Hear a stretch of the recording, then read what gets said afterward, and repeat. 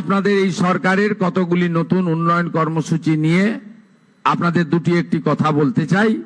আগামী সোমবার থেকে সমস্ত সরকারি বাসে আমাদের মহিলাদের তাদেরকে ফ্রি যে কর্মসূচি সেটা চালু হচ্ছে। এই সুযোগ ডব্লিউবিটিসি, এসবিএসটিসি, এনবিএসটিসিতে পাবেন।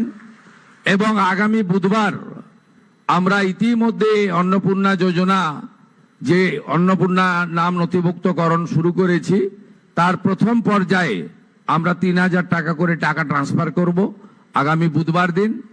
আপনারা কেউ বিচলিত হবেন না।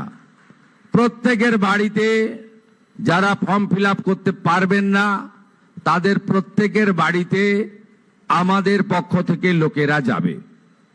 আমাদের লোকেরা গিয়ে আপনাদের ফর্ম ফিল আপ করে আনবে। এতটুকু বিচলিত হবেন না, বিভ্রান্ত হবেন না, গুজবে কান দেবেন না। কারণ আমরা চাই প্রকৃত প্রাপকদের হাতে এই অর্থ পৌঁছাক। আমরা চাই না কোনো অভারতীয়র অ্যাকাউন্টে এই টাকা যাক। আমরা চাই না যে পুরুষদের অ্যাকাউন্টে মহিলাদের এই কর্মসূচির টাকা যাক। ইতিমধ্যে রাজ্যের বহু জায়গা থেকে অবৈধভাবে পুরুষরা যারা লক্ষ্মীর ভান্ডার পাচ্ছিলেন গ্রেপ্তার হয়েছেন। আপনাদের সরকারের অর্থ, এই সরকার স্বচ্ছতার সঙ্গে কাজ করবে, এই সরকার ফাইন্যান্সিয়াল ডিসিপ্লিন মেনে কাজ করবে। পশ্চিমবাংলায় যারা প্রকৃত প্রাপক তাদের প্রত্যেককে চিহ্নিত করে খুঁজে বের করে তাদের কাছে মাননীয় প্রধানমন্ত্রীর দেওয়া, আমাদের দেওয়া সংকল্প পত্রের প্রত্যেকটা বাক্য শব্দ পূরণ করার দায়িত্ব আপনাদের সরকারের।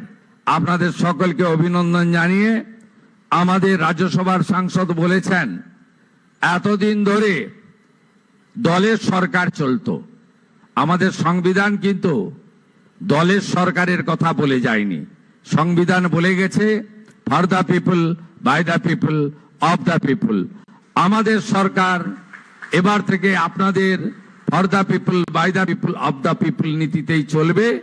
আর মুখ্যমন্ত্রীকে বল বন্ধ হয়ে যাচ্ছে, আমরা নাম্বার দিয়ে দেব, সেখানে আপনার সরকারকে বলো বা আপনার সরকার আপনার পাশে, এই নামেই আপনারা ফোন করে আপনাদের যা প্রয়োজন, যা অভিযোগ জানাবেন, আমরা আপনাদের সঙ্গে কাজ করব।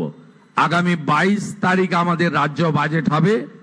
এই বাজেটে পশ্চিমবঙ্গের মানুষের যে প্রত্যাশা আছে আমাদেরকে কেন্দ্র করে, সেই প্রত্যাশাও আমরা পূরণ করার চেষ্টা করব। সবাই ভালো থাকুন।